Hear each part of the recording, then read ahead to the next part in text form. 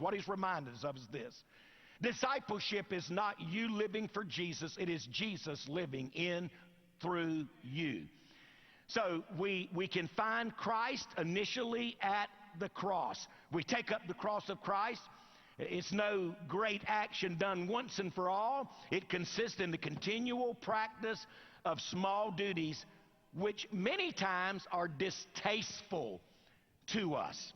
So coming after Christ commenced in my life almost 40 years ago at salvation. It's continued to this very day, 40 years later, in this sanctification. So the person of Christ in me, since the day I came after him, continues to confront me. Now, let me ask you a question. Let's just see if discipleship is active and alive in your life. If God is still through the process, and tonight what I'm going to do is I'm going to take 8 steps that it seems like, and these aren't like inerrant, but is over 7,000 churches were surveyed, and we said, what is it that God seems to be using in your life that's made you or is making you into the follower of Jesus Christ you have become or you are becoming? So tonight, I'm going to walk through that.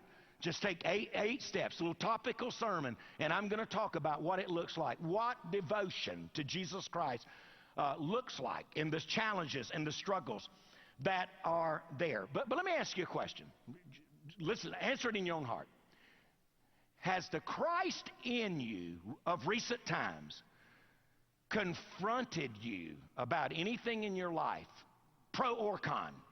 Maybe he's confronted you that this needs to be gone. And listen to this. And when he tells you to be gone, praise the Lamb of God. He supplies the grace that is sufficient for it to be gone with.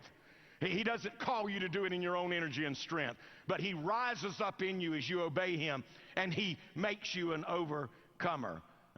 If I weren't so shy, I'd tell you some of the things lately he's done with. But let me go a step further.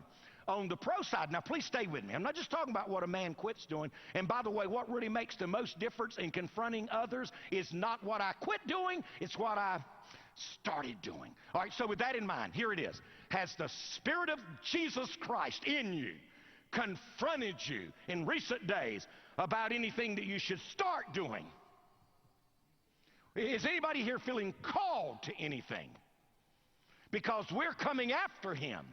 If we're going to die to self and say no to self, we're going to say no to Johnny and yes to Jesus.